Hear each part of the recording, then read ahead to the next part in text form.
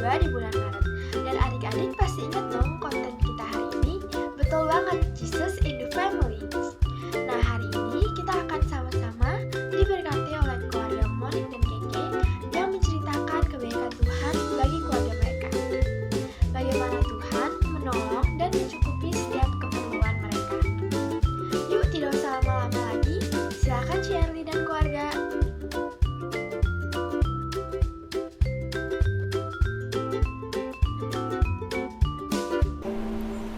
Hai adik-adik, shalom adik-adik. Nah, minggu ini kakak mau menceritakan salah satu kebaikan Tuhan yang kakak alami di keluarga kakak. Nah, ceritanya ketika kakak mau memasukkan anak kakak yang pertama di sekolah dasar adik-adik. Nah, anak kakak itu kan umurnya 5 tahun, jadi otomatis itu tidak bisa masuk ke sekolah dasar. Jadi kakak harus memasukkan dia ke sekolah swasta. Nah, di daerah kakak, sekolah swasta yang bisa menerima umur 5 tahun itu cuma sedikit adik-adik. Setelah kita searching, kita dapatlah satu sekolah yang bagus untuk dia gitu ya adik-adik ya.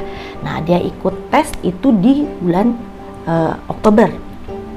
Dia ikut tes, nah hasilnya itu diumumkan di akhir Oktober.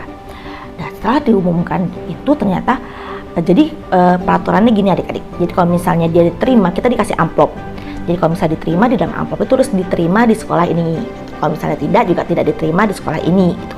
Ternyata kakak nggak dapet adik-adik amplop itu, tapi malah kakak disuruh menghadap ke guru. Kakak juga bingung kenapa gitu ya, yang lain dapat amplop kenapa kakak enggak gitu. Nah, udah kakak menghadap ke gurunya. Ternyata gurunya bilang karena anak kakak itu tidak bisa diluluskan karena anak kakak belum lancar membaca. Dan saat itu juga dites dia membaca, gurunya tulis di papan tulis. Ternyata anak kakak bisa bacanya lancar. Nah, kakak juga bingung kok dibilang nggak bisa lulus, padahal dia lancar membaca. Lalu gurunya bilang mungkin waktu tes itu mungkin dia gugup atau apa, jadi dia tidak bisa lulus. Nah, dia dianjurkan untuk ikut tes lagi di gelombang kedua.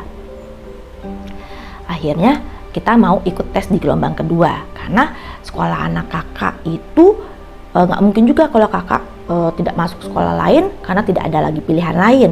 Dan yang kedua, karena kalau dia tetap di TK anak kakak itu akan tutup di tahun itu adik-adik, tahun depannya ya, karena kepala sekolahnya atau yang punya sekolahnya akan pindah ke luar negeri, jadi sekolahnya ditutup permanen. Jadi anak kakak harus lanjut tetap ke SD. Karena kalau harus tetap ke TK berarti harus pindah sekolah dan kakak harus mengeluarkan biaya yang 2 kali lipat lagi. Nah, lalu adik-adik pas dia tes di Januari, waktu itu tes di gelombang keduanya. Nah, di awal Januari dia tes, di akhir Januari pengumumannya adik-adik. Nah, adik-adik kakak udah takut sekali adik-adik, apakah dia bisa lulus apa tidak. Nah, pas kakak terima amplop, kakak sama suami kakak berdoa bergumul, takut adik-adik, takutnya luar biasa, takut dia nggak lulus ya adik-adik ya. Ternyata puji Tuhan adik-adik, di dalamnya itu pas kakak buka amplopnya ada tulisan diterima di sekolah ini gitu. Wah, puji Tuhan adik-adik, luar biasa, Tuhan Yesus luar biasa. Nah, adik-adik, keluar biasanya lagi adik-adik. Nah, seandainya anak kakak itu ternyata lulus di bulan Desember, berarti kakak juga harus bayar di bulan Desember. Dan di bulan Desember itu, kalau dibayar di bulan Desember, kakak dapat potongan 1 juta adik-adik. Padahal kakak di bulan Desember itu, kakak dan suami kakak belum cukup uangnya untuk memasukkan anak kakak. Nah, walaupun kita bisa bayar, kita juga akan berhutang atau kita akan gesek kartu kredit gitu ya adik-adik ya. Ternyata Tuhan gak mau itu adik-adik, Tuhan gak mau kakak dan suami kakak tuh berhutang untuk memasukkan sekolah anak kakak. Di bulan Januarinya adik-adik, suami kakak mendapatkan bonus dari kantornya adik-adik. Luar biasanya lagi adik-adik, Tuhan memang luar biasa. Bonusnya itu adalah sebesar uang sekolah anak kakak, plus uang bukunya, plus uang bajunya, uang seragamnya, dan plus lebih 500.000 untuk kita jalan-jalan. Jadi adik-adik, kakak itu tidak berhutang sama sekali adik-adik untuk memasukkan anak kakak ke sekolah dasar. Ternyata Tuhan punya rencana yang luar biasa adik-adik. Tuhan gak mau kakak berhutang. Tuhan mau menyediakan yang terbaik buat kita. Memang benar adik-adik, waktu Tuhan adalah waktu yang terbaik. Kita sebagai manusia kadang menolak, kadang kesel, kok begini ya Tuhan, kok tutup jalan kita, kok Tuhan tutup rencana kita. Ternyata adik-adik, memang kakak nggak dapat potongan harga sebesar 1 juta, tapi kakak tidak jadi berhutang adik-adik. Tuhan telah bayar lunas semuanya adik-adik. Dan ternyata adik-adik ketika di awal masuk sekolah, ternyata hasil tesnya itu dibagikan. Nah, kita lihat ya adik-adik ya, terus ternyata kakak bandingkan hasil tes anak kakak sama temannya yang langsung lulus tes di gelombang pertama. Ternyata anak kakak itu adalah nilainya baik, jauh lebih baik daripada anak yang lulus di gelombang pertama adik-adik. Memang ya adik-adik ya, Tuhan itu the best adik-adik.